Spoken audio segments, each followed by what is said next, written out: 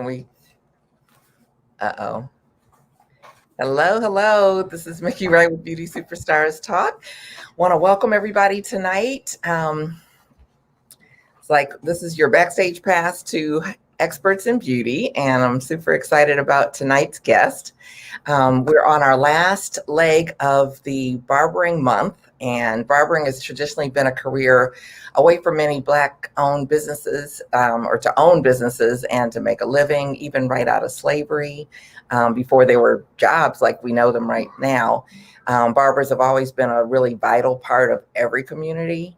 And with the focus now being on beards, longer natural hair options like twist and curl sponge looks and locks, which are often combined with fades, and of course the man weave.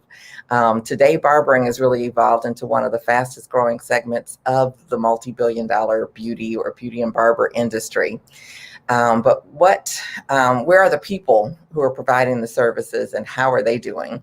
The neighborhood barbers. Where have we come from? Where are we going?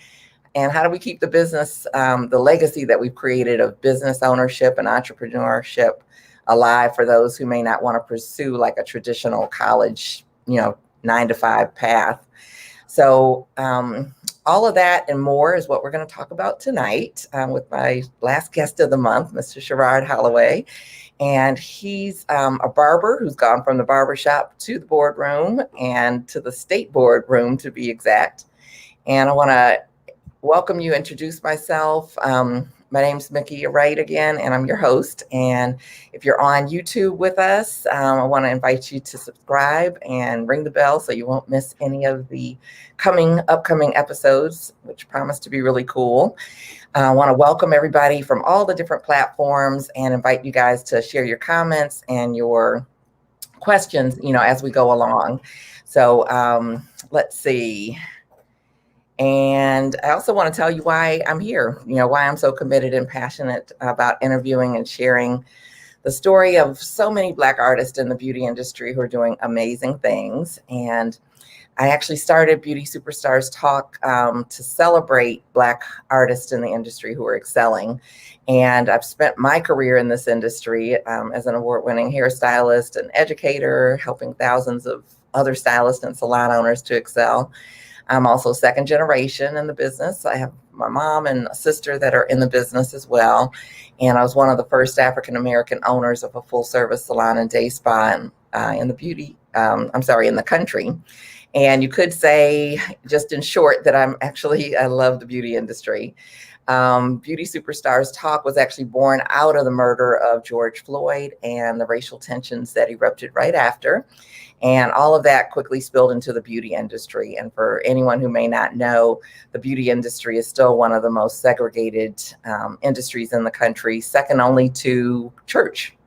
And so during that time, I actually had the honor to attend a few, Zoom calls, where there were Black artists who were brought together to kind of meet each other and see, kind of where do we go from here to make the industry better for everyone. And during that time, I got to hear stories of people excelling, but also stories of their pain from subtle and not so subtle racism that they've experienced in the industry. But because they were on that call, they obviously didn't let it stop them. So I left the meetings feeling super inspired. And I also had a sense like these people just have to hear these stories. They're not being told, they're not being shared. We don't know what's going on with so many people. And so I've expanded my platform to provide a safe space for Black artists to really tell their own stories. So we don't have to have a narrative by someone else. And so we're here to inspire, to educate, to heal, to bring community to our industry. And so without further ado, I want to welcome my guest and share just a little bit about him before we jump right into hearing his story. So welcome, Sherod. How are you? I'm great. Glad to be with you. Yeah, I'm super excited that you're here. I can't wait till we dive in. So what I want to do is read a little bit of your bio and we'll dive right in. So Sherod Holloway has gone from the barbershop to the boardroom, and he's an educator, a speaker, and influencer of change. He is a traditional 20-year barber with a wealth of industry experience, which we can't wait to hear about. His career has been comprised of shop management, ownership, instruction, product development, barber school directorship, and now public servant as current vice chair of the North Carolina Board of Barber Examiners. So that's a woo. And want to hear some more about that. Sure. He's a proud graduate of North Carolina Central University. Eagle Pride. Okay, the Eagles. Okay. The shout out. Shout out. And you earned your marketing degree and has an extensive background working with fathers, families, and fatherhood programs across the state. However, more important than accolades and titles, he has a powerful testimony of humble beginnings, challenges, and triumphs with his own family difficulties of faith and forgiveness. He is driven by those who have trailblazed the path before him, education and service to mankind. And that's exactly why you're here. It's like I met you some years ago, and I've just always felt like you're just like the real deal, and really put your money where your mouth is, kind of thing. And so I wanted to have you on. I know you're a talented barber, and tell us, like, how did you get into this industry? Man. Well, if I could, as a point of privilege, Mickey, this being Barber Month, and everybody that you've had on before me, I'm pretty busy, and so I've gone back and watched those particular replays because of Barber Month. But it's kind of inspired me to kind of watch more of your interviews, because those interviews alone kind of triggered it for me. I'm like, man, this is really important. This platform. So first of all, I love what you're doing, using your platform for this particular reason, telling our stories and our narrative. So I appreciate you for that. I did watch Brother Mosley. I've never met him personally, but I still want to acknowledge, those. I love this testimony of, he's very humble guy. Yes. And I could appreciate the tips he gave on marketing and branding. I thought he did an excellent job. Miss Coleman, Absolutely. and her energy was off the chart. But kudos to her to be able to do what she's doing at this point in her life, early in her career, but at this stage of her life, and that testimony of just kind of letting God lead you, because sometimes you don't know where it's going to take you, and I'm a testament to that as well. So just to hear that from her was awesome. Barry Fletcher. So it's funny, obviously he wouldn't remember me. I was in barber school when I met Barry Fletcher. It was at a hair symposium that they had in Raleigh, North Carolina. Do you know Bobby Bennett by any chance? I do. Yeah. And so Bobby came to Sherods University of Barber and Cosmetology, which is where I went and graduated. Shout out to Sherod. And he spoke to our class. And afterward, I'm gonna be honest, Mickey, I was the nerd in school, because I went to college, and when I got to barber school, I was like, I'm on it. So Bobby came and spoke to us, and after he spoke to us, I asked him, I was just asking him questions, about what he did. Bobby was a heck of a salesperson. Yes. And so after I asked him about 3 questions, he stopped me and he said, man, it's something different about you, kid. And he actually invited me down, and I was kind of an errand boy the first year. I just kind of did set up booths, and I'm meeting people, and that kind of got me into the industry, and it made me realize that there are other things that are available. And so I remember being at Barry Fletcher's booth.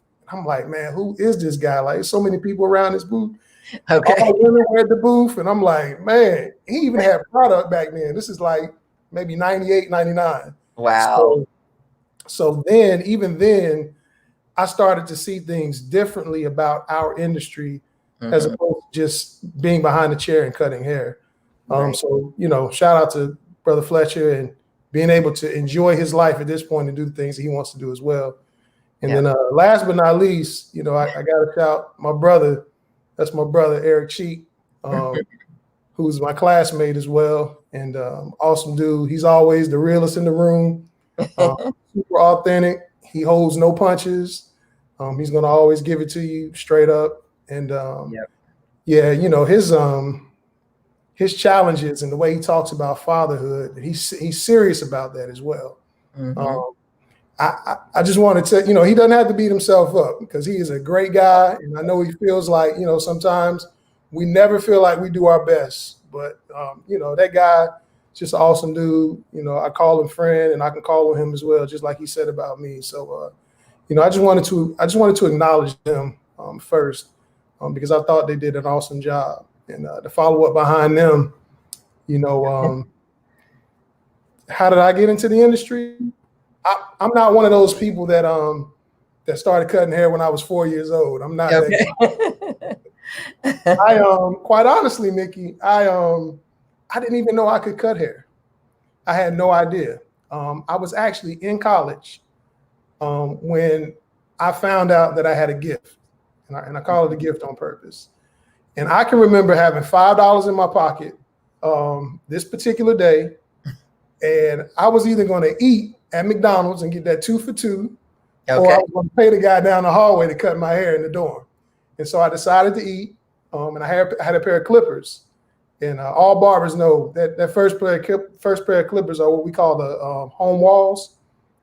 I mean, you basically zero gap the blade so that you can cut your hair and shape up at the same time. And so, so I had one pair of clippers. I cut my hair. I walk out on campus, and one of my boys stops me, and we just talking. He was like, "Man, who cut your hair?" I lied. I told him somebody in the dorm did it because I didn't know how good of a job I did, right? So I told him, I lied. Hey, man, this guy dorm cut. Yeah, exactly. So I had no idea.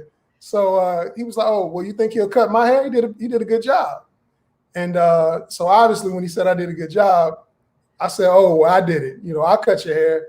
And my first haircut, I charged $3, right? Okay.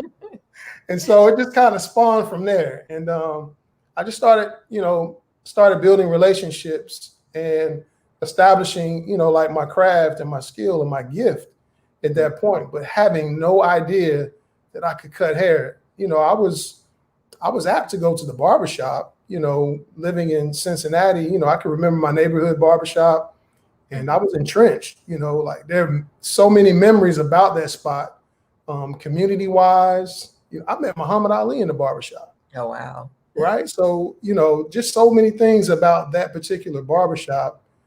I swept the hair up in the barbershop in my neighborhood. Like I was that kid, but never knowing that I had that gift. And God brought me all the way to North Carolina to show me instead of leaving me in Cincinnati to find out. And so, here I am, a barber. Right. So that's how I got involved. That's how I got into it. Yeah, it's funny. It's like you remind me with that story, do I eat or do I get the haircut? That was the test that Barry Gordy would use for, is it going to be a hit song or not? Sitting everybody around the thing. It's like, okay, well, if you had $2 and you could get a hot dog or this song, which one are you getting? So that's it. That was it. That was it. Yeah. Yeah. Well, thank goodness for the 2 for $2 meal, It was a good day. That's all I'm gonna tell you. Okay. It was a good day. Absolutely. Sure. Yeah. So were you like right out of college going into barber school? Oh man, that's an interesting story as well, Mickey. Honestly, I actually graduated. First of all, I wasn't a traditional student. When I left Cincinnati, I was 17 years old. I literally just turned 17. Caught a Greyhound bus 16 hours to North Carolina to go to school. I hated it my first semester. And quite honestly, it took me 6 years to graduate to get a bachelor's degree. I had a 1.9 GPA my first semester, right? Academic probation, because I didn't understand time management. I was a smart kid, but I didn't understand time management. And thankfully, my mother believed in education. She put me through private school. I don't know how she did it. I grew up in Avondale, Cincinnati. It was a rough spot. I'm the schoolboy walking through the neighborhood, and the boys, they clowning because I got on the uniform. But I'm still a neighborhood kid, right? But so after I graduated, I took a sales job, and quite honestly, I made my mind up that I didn't want to be in the rat race. And I can remember this particular morning driving to work. I hit the corner right before right before I got to the building, and I said, you know what, I'm gonna quit my job today. Just out of the blue. And I had about 3 months left for barber school. And I said, I'm gonna quit my job today. And I was actually going in for an evaluation, and my boss was actually giving me a raise that particular day. And when he came into the office, he looked at me and he said, you know, is everything okay? And I told him, I said, hey man, you know, I'll be honest. I said, I don't think I want to do this anymore. And I quit my job and I went to barber school. And thankfully, I had a little money saved up from cutting hair, which allowed me to sustain and pay my rent and things like that. And I struggled, you know, I really did. I struggled before getting out of barber school, but that's ultimately how I came to barber school. Yeah, I didn't even know I was going to go to college, Mickey, quite honestly. That whole journey was something to be told. Like I honestly grew up in the Boys and Girls Club in Cincinnati, which kind of kept me out of trouble. And I actually ended up winning a partial scholarship to go to any college of my choice. And I was in a program called Upward Bound as well. Okay. I don't know if you ever heard of that or not, but it's like a college prep course for, you know, for kids that live in neighborhoods that couldn't afford it, basically. I'll just say that. And I'll be honest, when I got to North Carolina Central, we visited. They were the only school that had people on campus that day. And I'm gonna tell you, that was the era of like school days and what was the It's a Different World, you know. So, okay. So when I got there, it was like, man, they had this thing in Central called the 1040 break, where nobody has classes from 1040 to 11:35. Okay. And the tour guide strategically took us out on campus at 11:05. They had a DJ playing EU doing the butt. Okay. And I'm like, oh, it was live. And I'm like, sign me up. And I lost my mind. That's how I ended up with one time. But nonetheless, you know, I was just a street kid that had no idea that I was going to go to college. And so, you know, I'm just fortunate. And God directed my path. I'm going to be honest. I had no clue. So, yeah. Yeah. Well, congratulations. I mean, you survived it. You went It was fun, though. Yeah, right. Right. Yeah. Well, I mean, I think that there's some people watching right now that are like, oh, wow, you know, that's me right now, you know. And there's, you know, there's all this that could be in front of you, you know, you're sitting here as an example of. So, so talk to me as far as like you went to barber school. How did you get started in so many different directions? I mean, I know you said you met Bobby Bennett and got to see the hair show and that was, but I mean, did you know you wanted to be an educator and you've gotten involved with products and now you're with the state board? It's like, that's, you know, outside of the box, you could say. Mickey, again, you know, my testament is that sometimes you have to be comfortable with being uncomfortable. And say that again. Yeah, you know, you have to be comfortable with being uncomfortable. I've been fortunate enough to be placed in positions that I never thought, and I've met people that have put me in places that I never thought I would be. And so because of that, I'm forever grateful. And, you know, I count myself blessed to be in positions like that. Quite honestly, you know, with barber school, even instruction, you know, I had a classmate, you know, my man, Tim McIntosh, you know, who was, you know, my classmate in North Carolina Central. You know, I can recall a conversation, you know, him and I used to talk and, you know, he was like, man, you ought to get your instructor's license. And I'm thinking to myself, man, I'm making too much money in the shop. Like, there's no way I'm going to leave the barbershop to go teach some knuckleheads. Like, I'm not doing it, you know. And he came back to me about a year later. I did it. You know, he had some schools and, you know, we were classmates. And so he kind of like, you know, he put me on in terms of instruction and, you know, teaching and, you know, getting into directorship.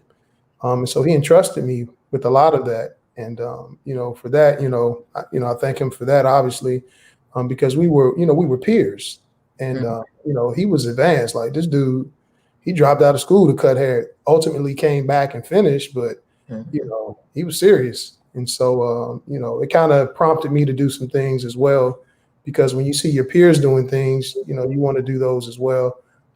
You surround yourself with positive people. And that's what it was. Product development, I didn't see that coming either. I was actually introduced to a person that you and I both know, which is Miss Carolyn Covington. Yes. She is my mentor in product development. She actually groomed me in a lot of that, just manufacturing, research and development, testing, how to create products, things like that. And so when I was introduced to her, my product knowledge, again, I was the nerd in school because I went all out. I was like, I'm not failing. I'm not going back to Cincinnati. I'm not failing. Okay. Because of that, and some of her guidance, it kind of helped me to get into the product side of things too.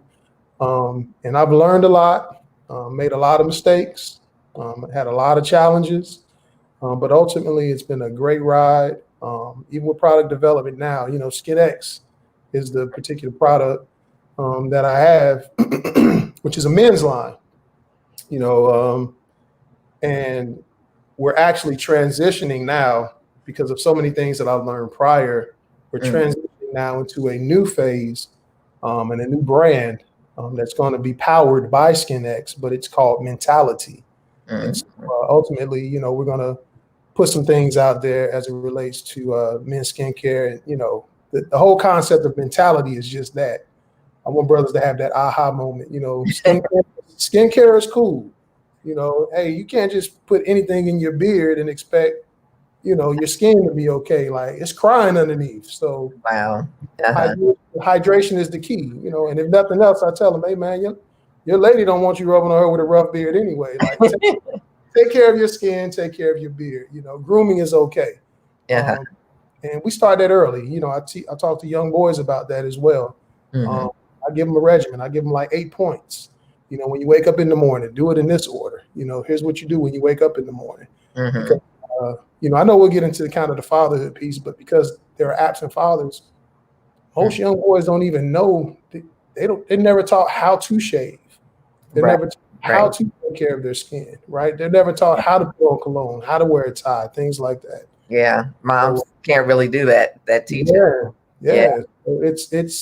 It's an important thing. It seems like a small thing, but it's an important thing. Yeah. So, and I think there's so much. That picture that you shared with us with you cutting the son's hair. It looked like a kind of a first haircut. While his dad's holding him. I mean, it just says so much. About the bonding that takes place. With that. Those little things, as you say, taking them to get the haircut, showing them how to take care of their skin, showing them how to shave, showing them how to do, their tie. And all of those things are, things that they're little, but they're huge, Yeah. People, I can't speak for somebody that doesn't have that model there. Yeah. That was, that picture was actually in barber school. Okay. And it's kind of I love that picture because it's kind of a foreshadow of what I do now. Yes. And that guy, believe it or not, the little boy in that picture now has graduated from college. Wow. Right? And so when I look at that picture now, it just, like I said, it just foreshadows everything about fatherhood and relationship to me. Right. And because of that, like I said, I'm just, I'm a guy that's gratitude is everything to me. So when I look back at that picture, man, it just brings back so many memories. And to think that guy is now out of college and doing well as well. And his father is a great guy. And he raised him well as well. So, Yeah. It means a lot. It's like we talked about community and what those little things mean, like down the road with decisions that you're making. It's like when you know that someone's there, watching and caring and what have you, and whether that's a mentor, whether that's a father, I think is like so important for us creating families and, raising kids and having the next generation be, like you say, not only well-groomed, but, manners and learning and some of those things that will help our communities to grow in a lot of different ways. Yeah, I tell my guys all the time, cutting hair is just a piece of what I teach. More than anything, it's really about, business acumen, professionalism, how you treat people. And then if I can show you how to make money as well, like that's the gravy. Right. But what kind of man are you going to be ultimately? And for these guys, for men, we have to have a purpose. Like if we don't have a purpose, we fall by the wayside. And a lot of times we just want to be validated by other men, somebody that's going to respect you and let you know that things are okay. I appreciate you. I respect you, and you are somebody, right? Yeah. So it's very important. Yeah. I used to tell my team when I had my salon was kind of when gangs were really prevalent in a lot of places. And I know they're still existing, and at least in certain areas, they're more prevalent than others. But that the salon for me was kind of like, why do people join gangs? It's like, because I need some place to belong to. And it's like, they don't necessarily have that from home.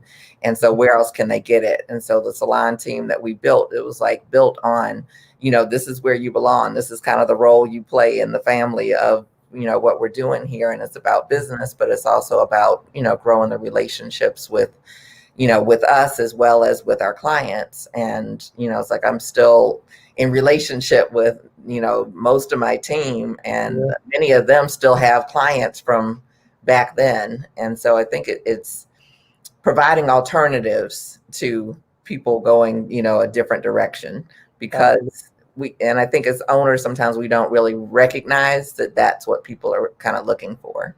Subconsciously, they're not even going out, well, I want to work at a place, that makes me feel like I belong, Right. But underneath it all, it's like, that's what they're looking for. Absolutely. Yeah. But I think it's awesome. So tell us about the business side. It's like that you mentioned as one of the things that you like to teach them. So what do we know about the barbering business? Yeah. So, I always ask the question in my class, who wants to own a barbershop? And obviously everybody in the class raises their hand. So my follow-up question is, well, if everybody here wants a barbershop or wants to be a business owner, who's going to work for who? Everybody's not equipped. Everybody is not a business owner. But again, I always try to talk about windows of opportunity. Not only that, there's a time everybody wants to be the best barber in the world. I did at one point until I realized that there were other options as well. And not just that, for me, I had the opportunity to work for some other companies, to travel, things like that. And I didn't want to be that guy, Mickey, to be honest. I heard somebody once say, how can you affect and positively change the 3 feet of space that's right in front of you and right around you? And so I felt like my greatest impact was the people that I encountered every day on a local level. And so that was more important to me. And so when talking about business, hey, let's talk about, do you know the difference between an LLC and an S Corp, right? Let's talk about booth rent. Let's talk about, a business model where it may be base plus commission, because from a business owner standpoint, we know that those type of models are better for business people and business owners, right? And so, and then I also talk about perspective, because the way we view money and the way we view things are all about perspective. If 4 different people are standing on the corner and they see an accident, everybody sees a different thing, right? So the same thing with money. And I always tell them there are 4 ways to make money. 2 are the very worst way, in my opinion. The first is what we call having a job. Obviously, having a job, no disrespect to those that just, work and rely on a check from week to week. But having a job is probably the worst legitimate way to make money, because you trade time for money. And at the very best, you're trading something that you can't get back for something that has limited value, right? 8 hours a day for 8 hours worth of pay, right? And ultimately, that is a bad position to be in, because you want to get to a point where you are owning a system, and owning a system means that you're getting residual income. And not only that, but owning a system is hard because, and most people don't do it because it's tough, because they don't get paid on the front end. And in our industry, most of us do what we call owning a job. See, when you own a job, what happens is you have not one boss, but now you have 50 bosses telling you how they want their haircut, right? And so in owning a job, you make more money, but you have less time as well. You work longer hours, right? And so ultimately, you're still doing the same thing. You can decide how much you want to work, but your money is still capped. So I always talk about creating a system, which is what I try, what I'm trying to do with the skincare and some of the other things that I've been working on. You want to have residual income. And sometimes you go through challenges, because there have been times when I've been high, and I've had times where I'm asking people for help, right? Because in order to become successful, you're going to have those challenges. And so I always tell them, system means saving yourself time, energy, and money. That's what a system is, right? And so there are all types of systems: people systems, business system, people systems, computer systems, whatever it is that you do. If you can create a system to build that residual income for yourself, that's what you want to do ultimately, because we can only cut hair for so long. We can only style hair for so long. Your knees, your back, all of those things are going to give way at some point. So what is plan B once you decide that you're no longer going to cut hair? So I always teach, try to find and own a system ultimately. Because even when you own a job, when we're in the shop, look at COVID. When COVID happened, like those that weren't prepared, we struggled. That money was cut off. Right. And so now your family is dependent upon that, and you have no other place to go to. And so you don't ever want to put yourself in a position where you're so high in demand and you're the only person that, when that stops, your family suffers because of that as well. So try to create systems that help you gain residual income. And that's probably the biggest thing that I teach when it comes to that. Plan B. Yeah. Okay. So can you give us like a little brief example of what that might look like for, a barber? Yeah. So a system, again, I'll use myself as an example. That's what SkinX and mentality is. When you talk about branding a product, for example, it's sacrifice. Don't get me wrong, and it's not easy. It can be, honestly, Mickey, it can be as easy as, I want to own a barbershop, but you have to create the proper business model in order to get residual income. It's cool to have a barbershop and somebody pays you booth rent week to week, but it's the same money every week, every month, every year, right? Right. And you're managing people and you have to be there. But can you create a model where at some point you can remove yourself from that particular a platform and create a system where you're still getting paid even when you're not there? So for a barber, it can be as simple as a barbershop, right?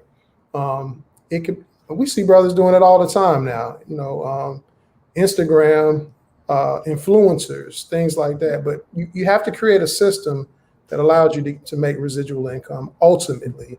Okay. Because our time and space is limited behind the chair, is all I'm saying. Yeah. Yep, absolutely. We're actually going to have an upcoming month on retail and being able to shift our what did you call it? Our thought process. Are you okay? There you are. You froze for a second. Yeah, you froze on me for a second. Yeah. But yeah, being able to make those shifts, I think, is so important. The mental shift first, and then well, what do I do? Yeah. We'll be laying some of that out in the next couple months. So stay tuned, everybody.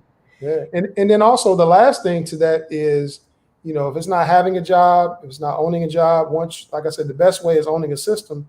But once you own a system, now you want to do what they call sowing money seeds. That's when you allow your money to work for you, right? You get to a position, that's where like the Warren Buffetts are, guys like that. we all pray to get to that level at some point, but that's what money sees, allowing your money to work for you. And that's when you go back and you start to help others as well, especially when you can afford to. Yeah.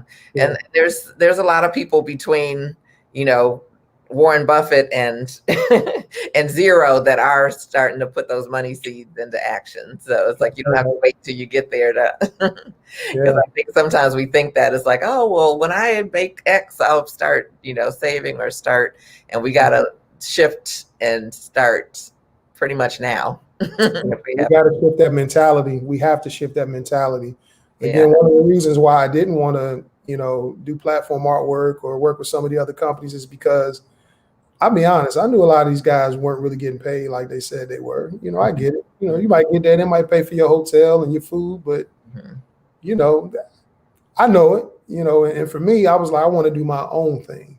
Right. I didn't want to be the guy that, that ended up in a position where I was still struggling because I'm following behind somebody else. And no disrespect to anybody that's doing that, because again, everybody has a position in this industry. Right. I just knew that was not my position.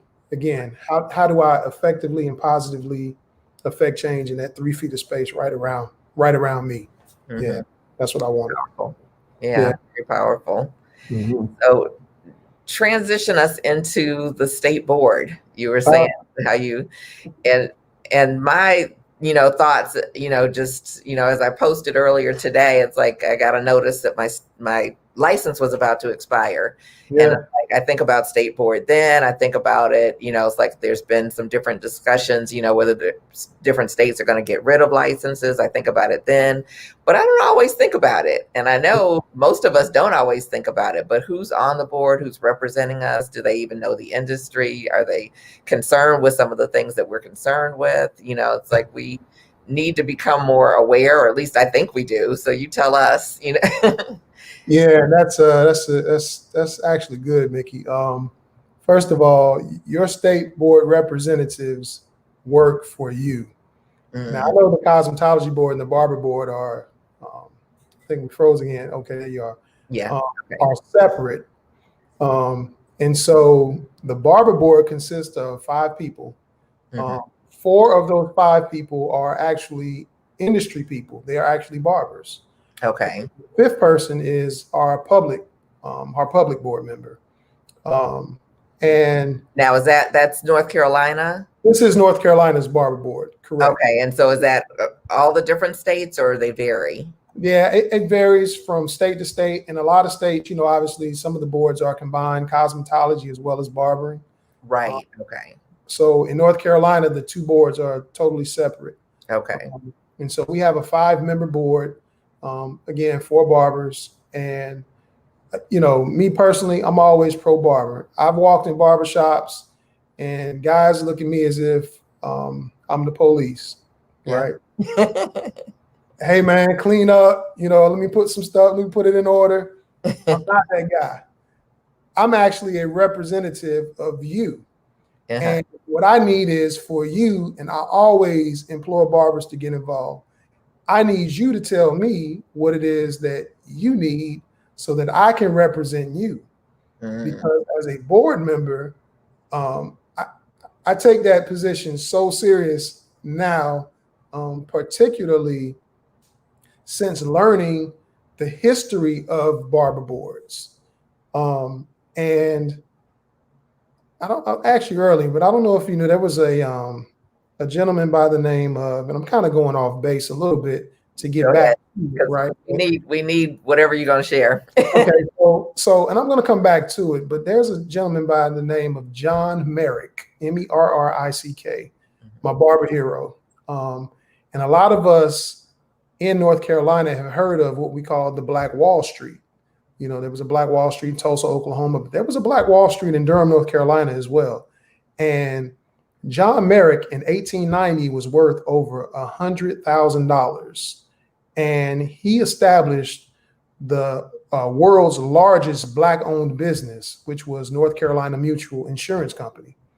And that particular company was spawned out of companies like Prudential, for example, was either overcharging Black people or not providing services to Black people. But John Merrick was interesting because he built his whole thing on relationship. He was the personal barber of a guy named Duke was his last name. Washington Duke. That was his name. I'm sorry, Washington Duke. And Washington Duke was the owner of the American Tobacco Company. And later his kids founded Duke University. So that kind of gives you the idea of what like money that he had, right? But John Merrick established a relationship with Mr. Duke and ultimately endowed and helped him to build this business. But what Merrick did that was so interesting, and it captured the attention of W.B. Du Bois, who ultimately said that Merrick had created a model and had built a middle class for Black people. And ultimately, the key to what he did was called business with benevolence. That's business with love. John Merrick was a relationship guy. And because of that, he established something that very few people were able to do. And obviously he had some help with, some of the fraternal orders that he was involved in and things like that. But he was an awesome asset to Durham, North Carolina, and to our industry. And he is my barber hero because I look at things like that and it takes me to where I am now as a board member. See, even then, after the Civil War and then Jim Crow, what happened was the Northern Barbers, Black Barbers they stopped cutting white people. And ultimately the Northern Barbers started creating licensing laws. They started lobbying states across the United States. And what they did was they wanted to create licensing laws so that the union board members could have the authority to tell who could and who could not work in barbershops. And the way they did it was they played on the fears. They played on the fears of people saying that these barbershops were unclean. And they started to create rules to kind of get Black people out of barbershops.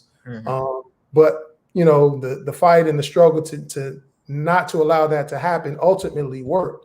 So when I look at how the licensing laws were established, it makes what I do as a board member that much more important now, because when we talk about equity, when we talk about, strengthening our communities, our industry, we talk about a fair playing field.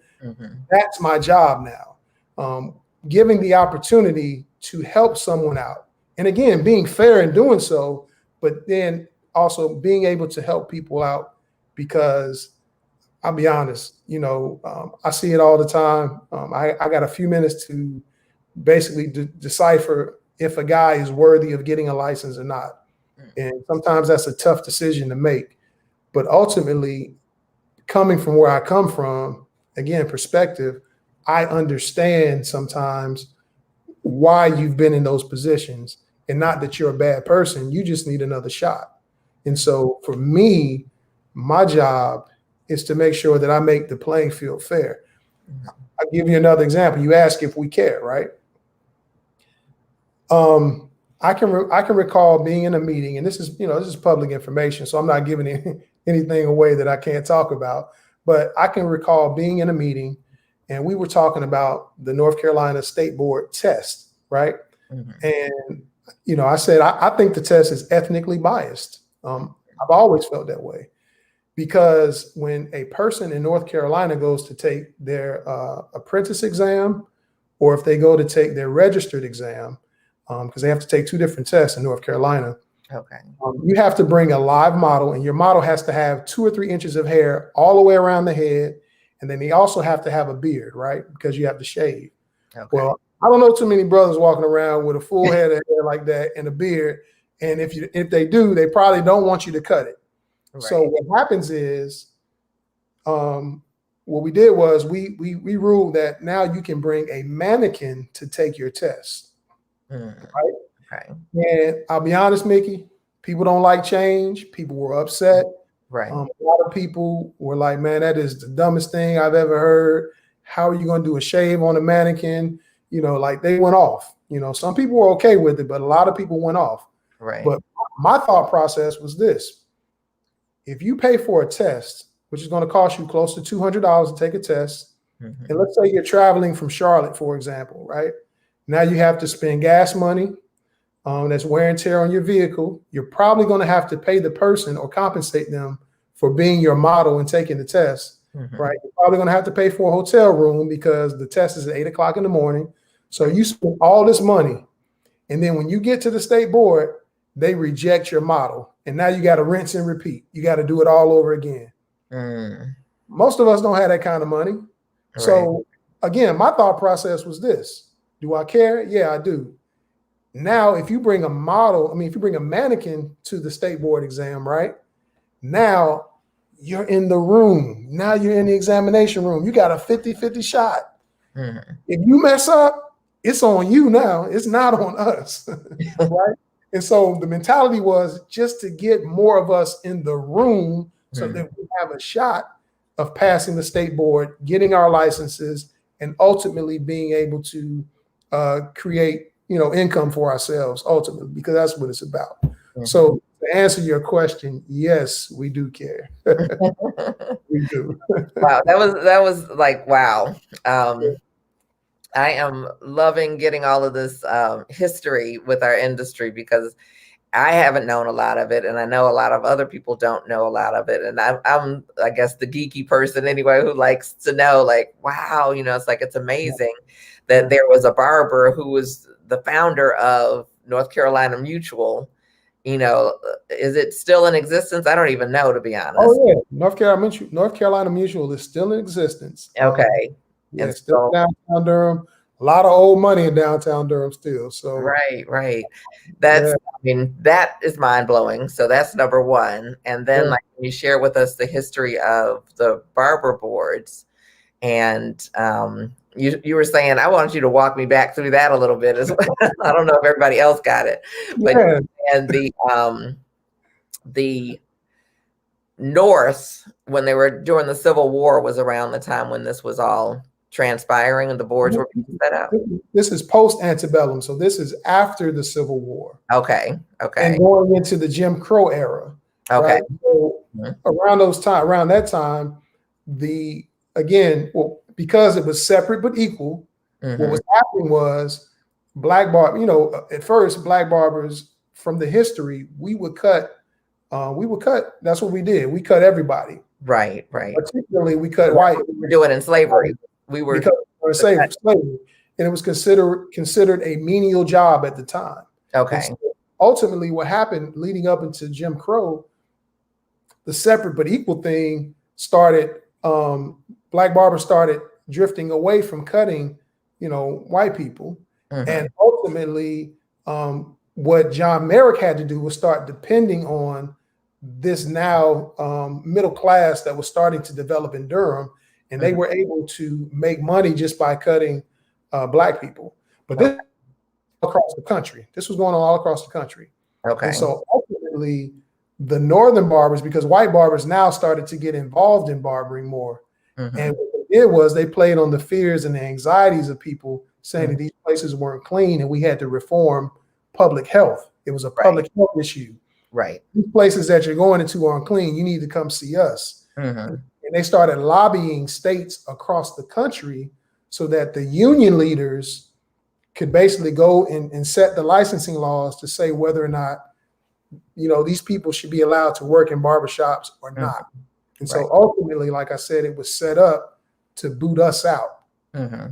But we fought. There were some barbers that were in Ohio, that actually fought tooth and nail and basically dismantled those ideas by those Northerners to try to get Black people out of barbershops. Wow. So powerful story. And I'm a history buff too, Mick. Yeah, I got to tell you, I learned probably a couple years ago that I'm actually a 4th generation barber. Wow. My great great grandfather, his name was Constantine Perkins, out of Florence, Alabama, was a wealthy barber and also an architect. And he was helping the NAACP with lynching laws, anti-lynching laws. And so he was using his influence at the time to help them. And so, that made a lot of people upset, obviously, in Florence, Alabama, and they threatened to kill him. They threatened to lynch my great-great-grandfather. Wow. they actually beat his son up. And so what he did was he sent his wife and both of his kids to Cincinnati, which is how my family got there. Mm.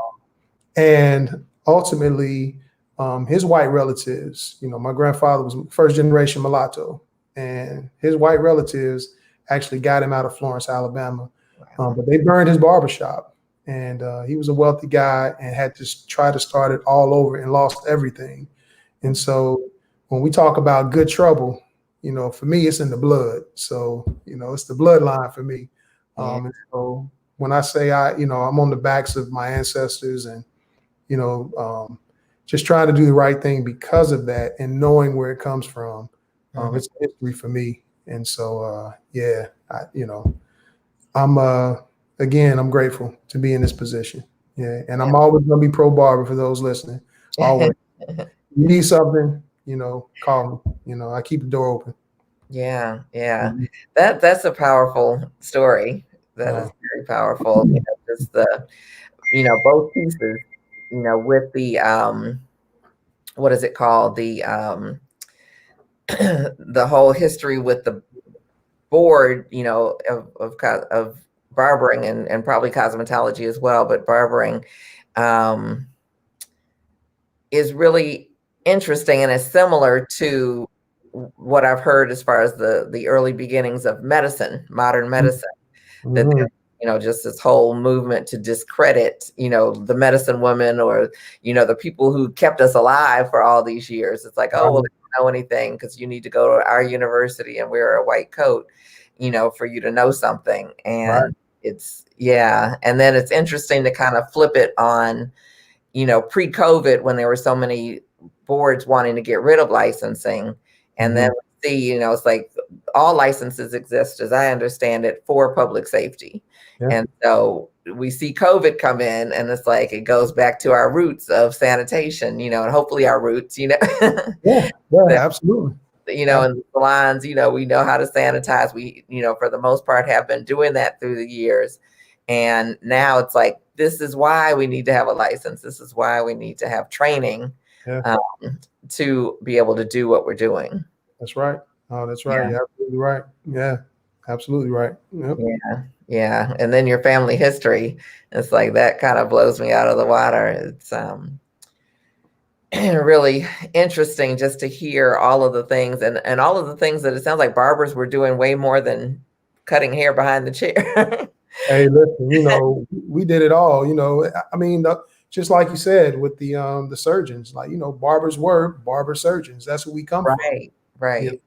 We administered, herbs and we pulled teeth. We did all those things. Oh, I forgot about that. Yeah, we did all of that. And so George Washington died at the hands of his barber because they did what was called bloodletting, right? Where they would basically cut your wrist. You would grab the pole, cut your wrist. You would allow the blood to drip into a basin. But what they did was they thought at that time that by releasing the tension and cutting that wrist and allowing the blood to drip, whatever disease you had in your body, it would basically come out. So basically that's what happened to George Washington. He died at the hands of his barber, by let out process called, bloodletting. Exactly. Yeah. Okay, because he was sick. Is that what you're saying? Yeah, absolutely. Wow, I've never heard that. That's scary. And I'm not a barber. It's like I've learned from several people how to use clippers, but that vibration thing in me, I'm like, I think that's more manly or something. It's the funniest thing. I always tell stylists are scared of clippers. Barbers are scared of shears. I don't know what it is. Okay. It's the same thing. Like you put a pair of shears in a barber hand, most barbers, they freak out. Yeah, they freak out. That's why the educational piece is so important. Right. I always say don't limit yourself in this industry. Those guys come in, they say, hey man, I don't want to do a roller set. I don't have to know about color. I don't have to know about a permanent wave or relaxer.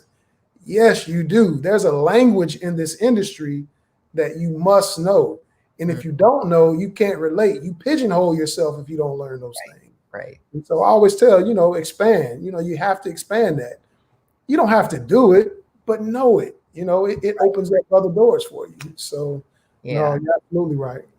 Yeah, and that's what we're saying, like with texture particularly in the cosmetology arena, that Mhm. everyone should be learning all textures. It's like whether you do it or not is a whole nother conversation, but you should at least have some type of working knowledge of, this is this type of texture. It's like my specialty is X, but I know someone who does this, or so you can have some conversations about it, to have some type of knowledge about it. So Absolutely. yeah, Absolutely. Yeah. yeah. That absolutely makes sense. And learn all that you can. I always tell students that, when you're in cosmetology school and when you're in barber school, even after you get out, because I think you're just graduating kindergarten when you get your license. So Pretty there's so much much. accomplishment, but it's like there's so much more to learn. Yeah, pretty much. You're Yeah. just starting out. You're a baby. You're right. Yeah. Exactly, exactly. And I know there was one of my instructors who was a whiz with razor cutting, and I wasn't particularly interested in razor cutting. And there have been so many times in my life when I'm like, dang, I should have been paying. That's right. It'll come back and get you at some point. It will come back and get you at some point. Exactly. Yeah. Exactly. So tell us with schools, like, we're hearing about all these opportunities and people that made opportunities and made a way kind of out of no way. It's like, where do you see the industry and, from a school director perspective, from opportunities for young men in particular to have a career that doesn't demand that they go to college first or doesn't demand that they do, X, Y, or Z? What are your thoughts on where we are? Yeah, I actually think we're in a great position. I think COVID is going to obviously um, have some challenges, give us some challenges going forward. But again, like you said earlier, taking us back to our roots of cleanliness and sanitation and disinfection. Um, and so I think we're in a good position. There are lots of schools opening up, particularly in North Carolina, Okay. across the state. And a lot of people want to become barbers. You know, college is not for everybody, and I'm a big proponent of particularly in a black man having a trade, because I'm really big on entrepreneurship. Mm-hmm. Because I feel like if you can fall back on something, even if you take a job, you Right. always have something to fall back on. And so I think as an industry and as it relates to barber schools, I honestly think we're in a good position. Lots of interest. The barber board is actually doing some things to kind of even help out during COVID times. For example, we've made it where students can actually do some of their learning online. Okay. So and so allowing more hours online because of that. Mm-hmm. You know, just today, there was a ruling that was passed. You have a guy that might finish school, but he had a record, and he might have to take I don't know, an anger management course, because of his record, or some type of some type of class because of prior drug charge, whatever it is. Mm-hmm. But some guys were finishing school and not being able to get a work permit and go work in the barbershop because they have to do another 40 hours in one of those classes. Mm-hmm. But they're not offering those classes. So as a board, what we did was we said, hey, listen, we don't want to punish you because you can't take the class, because ultimately, if they can't take the class and they're not able to make money, right, they go right back to the mud, right where they were getting it from. Mm-hmm. So if we can bypass that right now and give you an opportunity at a later date to make that up, then so be it. Yeah, so I think we're in a really good position. Lots of interest, lots of people doing it. Yeah, I just think it's a good time to be a barber, actually.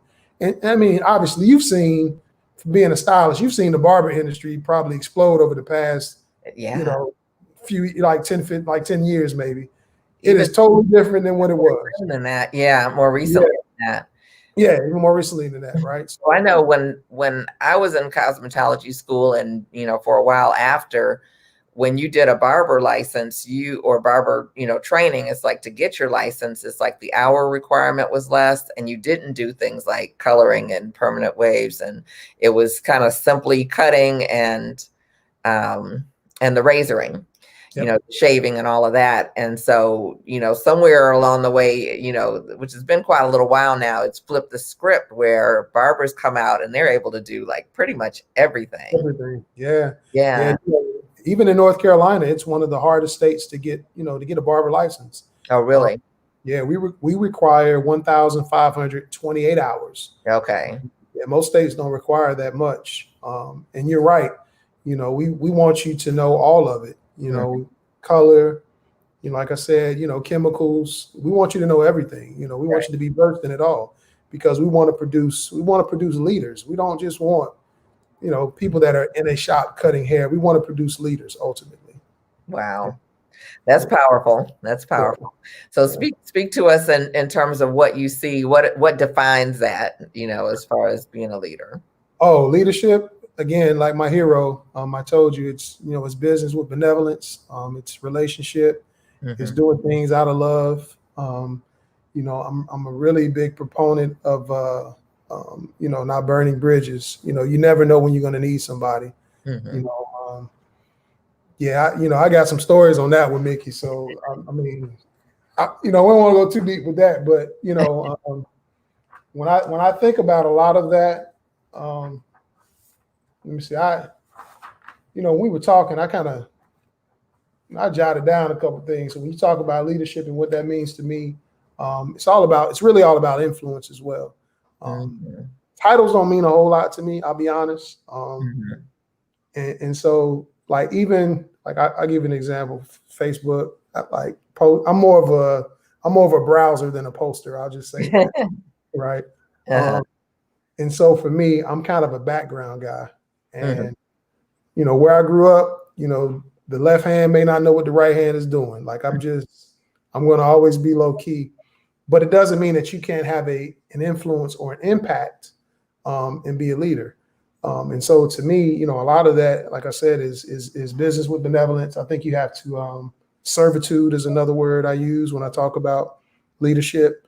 And ultimately you have to sit under or sit at the feet of someone else before you get to that position as well. And I think a lot of young guys, right, a lot of times, and now everything is about convenience. We want to be in that position right now.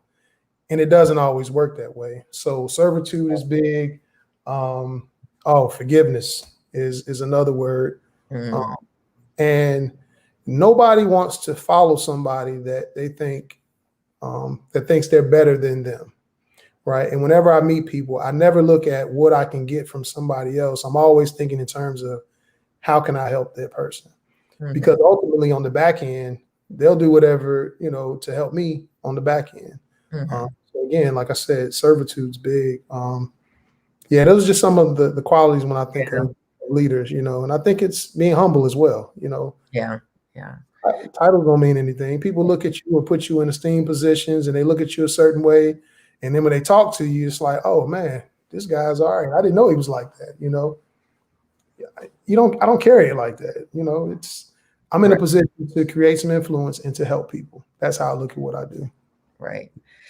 So tell me, how do you have these conversations with some of the younger folks, what you're saying may not want to, sit at the feet of someone and learn, that their whole life has been on remote control and microwave and everything's quick, fast. And how do you have those conversations? Because I know there's probably some owners out there that are like, I don't get it.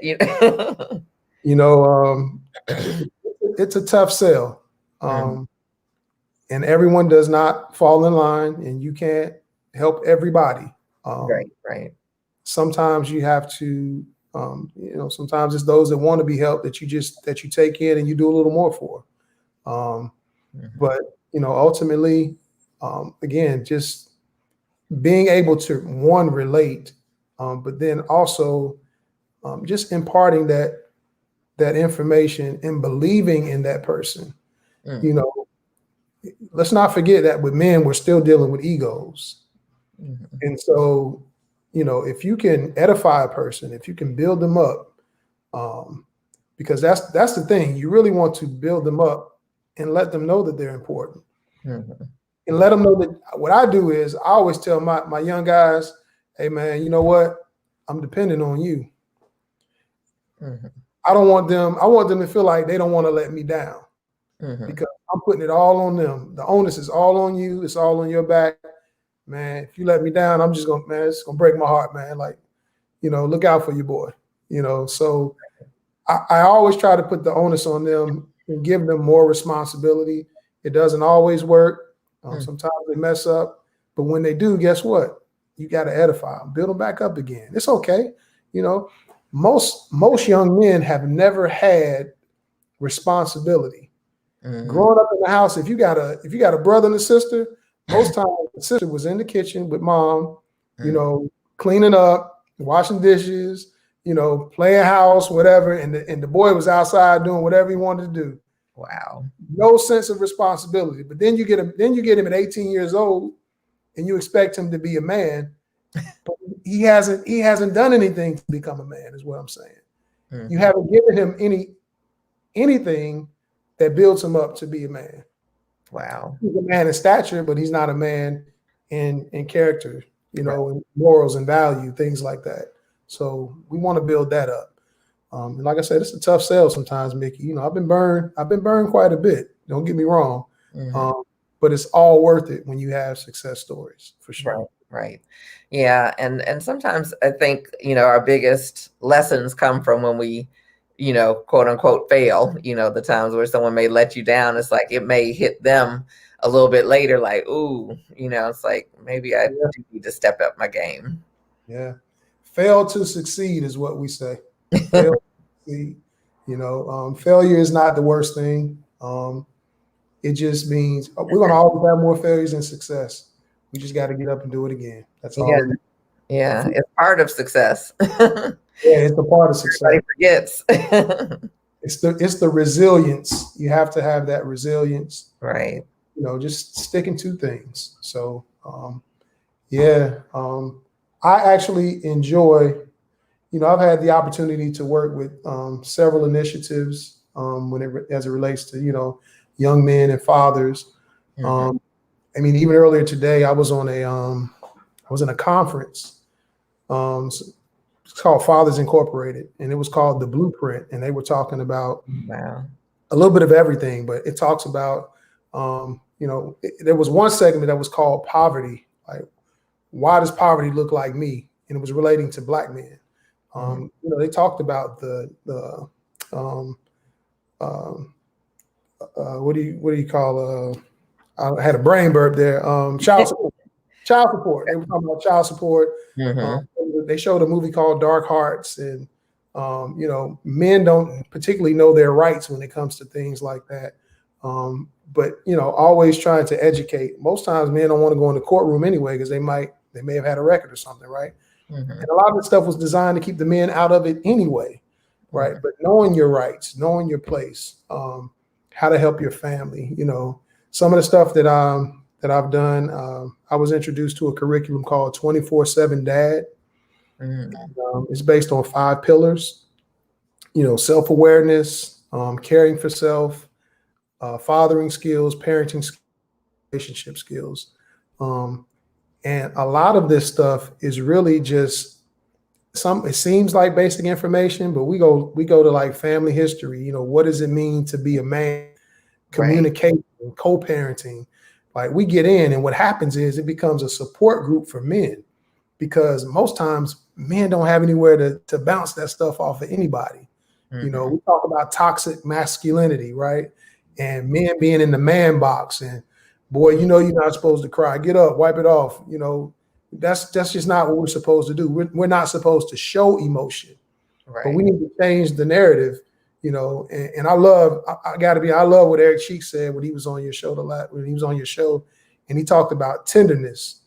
Mm-hmm. Love your children and being tender. Like, those are the things that kids remember, right? Those are the influences that we have as fathers. So that particular curriculum ultimately turns into a support group for men. And these guys, after week 12, they're looking for week 13, but they become family, right? And they start to fraternize with each other and build relationships and start to realize that they go through some of the same things. And they start to help each other again. And just recently, well, over the past couple of years, I've been involved with a program that deals with infant mortality. And this is really huge, Mickey. I was unaware of a lot of the things that were happening in our community as it relates to infant mortality and morbidity, and how our Black women are affected in our neighborhoods as well. Like, I get it where I come from. I've seen it, but some of the statistics are astounding. And what I try to get across now is when I work with fathers, the importance of and their essence on the front end and the influence that they have. If a father's there in the beginning, like during the pregnancy, a baby is, if he's not there, a baby is 2 times more likely to die of infant mortality, right? And 2 times greater at being obese, which goes into other problems, health issues, right? Being present, cognitive skills increase. Less likely to die of SIDS. Mothers will influence mothers to breastfeed, things like that. And this is stuff that's like blowing my mind, because there were conversations that I never had, as it related to, women giving birth and the influence that fathers have. Because it's so important. The essence is so important to be involved. And I'll be honest, Mickey, I've been just in that particular realm, it's opened my eyes up so much, because a Black woman with a PhD we have more deaths in our community than a white woman that hasn't even graduated from high school. But why is that? Right. So now we start talking about equity. We start talking about access to healthcare. We start talking about those type of food deserts. We don't have access to the things that we need. Hell, COVID has taken us out in a lot of our communities because of things, right? So much higher rates. It's all one, and it's all built on top of each other. And so, I feel like that's so important now. And, I'm going to say this story real quick. There was a guy I met in Tulsa, Oklahoma, by the name of Charles Johnson. And you may have heard this story before. For those listening, I don't know, but Charles Johnson was married to a lady. Her name was Kiera. That's all I know is her first name, Kiera. And he told a story of he and his wife were expecting their second child, and they went to Cedars-Sinai Hospital in California, one of the best hospitals in the country, probably the best hospital in the country. And for 10 hours, she was uncomfortable. She had pain. The drip in the IV, they said, started turning pink. They called for help. Nobody came. Ultimately, when they did come, 10 hours later, they told Charles, hey, listen, we're going to take her back. We'll do the C-section. We'll be right back. Get into the delivery room. They cut her open, and she had 1 to 2 liters of blood in her abdomen, and she died on the table. Baby survived, but she died. But again, going back to the equity and access to care, this girl was phenomenal. She had degrees. She was a pilot. She was a phenomenal woman. But because she didn't get the help, the access to the care that she needed, and I dare say because she was a Black woman, is heartbreaking. And now this guy is a single father with 2 kids, right? And so stories like that kind of propel me to do this work and to take it that much more serious, and then try to really hone into these guys, how important it is for them to be there, because it's so important, right? Yeah. It's amazing, like you're saying, all the different things that having a father there are influences. And, it's like my dad was a huge influence in my life and, passed away when I was 16. But it's Mhm. like, I really don't know who I would be without him. Just those 16 years were powerful, and fewer years for my sisters because they're younger than I am. But he's such a presence in our lives and how we live our lives that it's, you can't everybody loves daddy, Mickey. I'm gonna tell you, everybody loves daddy, or if they don't, it fuels them to be better than what daddy was. Yeah. So I'm grateful to you for all that you're doing. And I had a couple questions before we wrap everything up. Any suggestions you were talking about how the boys get to be 18 and they're supposed to be a man, and any suggestions for those who are parenting young men, boys, and a few things that they might do to help prepare them. Yeah. Whether they be I guess. Yeah, my recommendation is find a mentor. There are programs where somebody is always willing to fill in or stand in the gap for absent fathers. You just have to do the research and you have to find it. They're out there though, and there are a lot of guys that that really do care.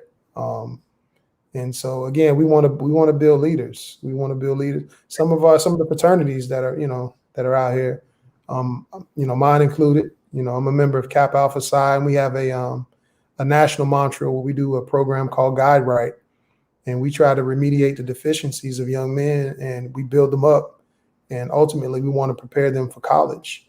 Whether they go or not is something different, but we want to put them on the path to become successful and ultimately become leaders.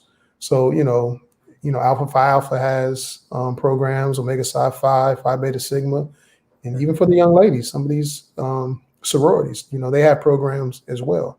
But particularly for boys, find a mentor, somebody be willing to help for sure. Just got to do the research. Yeah, well, that's wonderful. Thank you for those suggestions. Mm-hmm. And just during this time, just with young people, I find that they're so used to being on their phones and either texting or communicating on social media that when it comes to having a face-to-face, heart-to-heart conversation that you need to have in order to provide service, not just do a quick haircut, but to actually provide the service that the people want, doing consultations and doing those types of things. How are you, I don't know, you're not in the school setting right at this moment, but what are your suggestions or thoughts on helping to develop those conversation skills, relationship skills that are in person that are so needed for our industry? Yeah. So I'm gonna tell you, Mickey, I was cool, but I was Joe Clark at times too. I'll tell you, when I walk in, I need all your cell phones, put them in here right now. Okay. And, but what I would do is, just to give an example, when I talk about training for leadership, like in the boardroom, there's a process in every boardroom in America. There's what they call Robert's Rules of Order. Mm-hmm. And so even when I was in the school, what I would do is I had like a council, of students that had positions where they were president, treasurer, I had a whole, I ran down the whole list basically. Mm-hmm. And what I did was I would teach them how to run a meeting with the school body basically.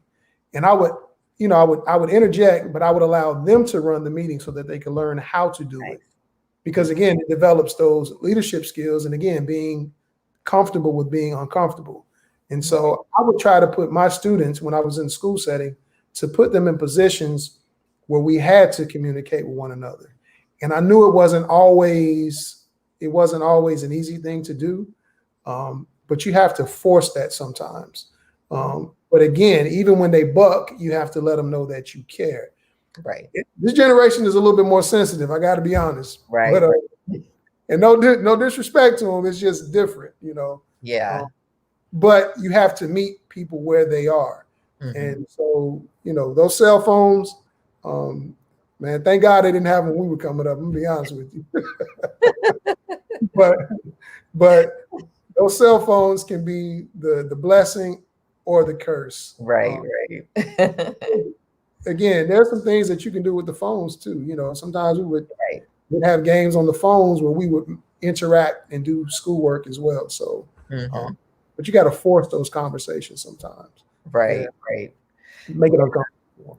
Yeah. Well, thank you so much for everything you shared with us. Like, this has been like, whoa, like I gotta digest and think about. We hit on so many different topics and stuff, and you're such a great role model. It's like with all the diversity that you bring to the industry. So it's like we're grateful for you. You're definitely a superstar. And what's next for you, Sherod? Yeah. Wow. Like I said, mentality, my new product, powered by SkinX coming up. Our website is skinxproducts.com. Okay. So we'll be launching that pretty soon. Ultimately, I'm working on a platform now to again give these guys a trade, help them and become barbers ultimately. And so, hopefully before the end of the year, we'll be in a position to do that as well. Okay. I'm always working, Mickey, but again, the left hand will never know what the right hand is doing. So, Okay. but I think sometimes it's, when I think about Chadwick Boseman, for example, oh man, who knew what he was going through? But to push through that and to do the things that he was doing and to be quiet the whole time. Right. I think what you do ultimately without telling everybody kind of, puts you in a position that speaks for itself in the long run. Right. And so that's how I honestly try to be. I try to be that, but it doesn't always work. Yeah. I was a lot of the history that's coming out and being shared with me has just been so touching me on such a deep level. And it's like, and next month I'm preparing to interview the legends of, it's like at least a group of legends. It's like we've got many to go, but it'll be Legends Month. And all of the conversations and stuff that I've been having with different people have just been like so heart touching. And then I was like, okay, I might get teary on this one if you start sharing certain things. But I made it through. And then you mentioned Chadwick, and I'm like, oh no, I'm gonna lose. Awesome story. That's an awesome story, though. Awesome story. Yeah, but it's just heartbreaking. I'm just like, wow, young, gifted, and Black, and just gone way too soon. Way too soon, for sure. Yeah. Yeah, but definitely a powerful presence and legacy that he's left for us to. I look forward to your legend session. I look forward to it now. Yeah. Catch it on the night. I always check out the replays now, Mickey. Oh, good. Yeah. And we're going to be, it looks like going to be doing a podcast. So it's like you'll be able to listen on the go. So I'm working on it. I see you big time. I see you big time. Well, like I said, these stories just have to get out there. And it's like, we've got to, share this information, because it's like people don't know what you shared with us tonight. Yeah. And how do you operate, once it's like, wow, I think you were saying it earlier, like it just gives you a certain pride in what you're doing and, what this industry has to offer and what we have to, what we can offer and contribute to it. Yeah. So, yeah. I appreciate you. This platform, I think, is awesome. I'm not big for interviews, Mickey, but I couldn't tell you no. I'm just gonna be honest with you. I couldn't say no to you. When you asked me, I said like I got to do it, even if I got to do it for Mickey. So, well, I'm so glad you did. I think everybody here is so glad that you did, and everybody watching on the replay definitely appreciates everything that you're sharing, your wisdom and your heart. I appreciate it. Yeah, as we go forward, next week we'll start Legend Month, and I've got John Atchison will be next week, who is the father, the godfather, the grandfather, the whatever of precision cutting of textured hair. And I have my own stories of just, I have to see him, I have to get to the class. And he's been a true mentor to me in my life and my career, whether he knows it or not. Yeah. But I'm definitely looking forward to that. And then Dr. Hare, Reginald Mitchell, who was behind the soft sheen shows and all of the things that just blew our minds. You could say I applied for a job with Soft Sheen back. Mickey, I try to do everything in our industry. Okay. Well, he's going to join us, and I'm super excited about that. He's actually the person that taught me how to work the stage. And so I feel like I learned from the best. Yeah. And so I'm looking forward to that. And Mr. Dudley is going to join us. And so I'm just like, he put North Carolina on the map, and that's a legend series for sure. Yeah. And so I'm just like, okay, this is going to be so cool. And, all about building an empire. He really created an empire and really changed, I think, the trajectory of our whole industry. Absolutely. It's, almost, you could say single-handedly, but he was just a master at building these teams and people that were committed to his vision. And so I can't wait to hear from him. Yeah, and then we'll finish out the month with Floyd Kenyatta. He's a huge part of the reason I moved to the Washington, D.C. area when I first started in the industry, because it was like, I need to be somewhere in the vicinity just to get a little, how they talk about Jesus knew somebody passed the hem of his garment, and it's like, who touched me? It's like, yeah, just let me touch it. All these people, are like walking by, anybody could have touched it. It's like, no, somebody touched it. It's like, I just wanted to be somewhere in the vicinity that I might be able to touch, Right. But it's like he's global ambassador for John Paul Mitchell Company, and like all of them, it's like their bios are like, we'd have a couple weeks to read them. So yeah, I'll have to. Well, we're in the process of condensing and trying to make it so we can touch on so many things. But he's definitely been a huge influence in the Black community, particularly, and in the white community, and that whole kind of living large. It's like, he's the first Black person that I saw, the first hairdresser that I saw, period, with a Rolls Royce. And it's like, yeah. So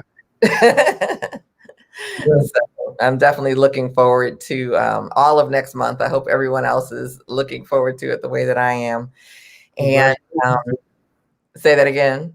Congratulations to you. That's big. Absolutely. Oh, yeah. Thank you. It's like I'm really really super excited, because it's like, to me, capturing history is really, really key. And some of them are going to share about people that came before them. Yes. That I don't know about, or I might know the names and that type of thing, but I don't know the stories. And so I think that's just blows my mind. And I'm super excited about being able to have this recorded and have this history for our community.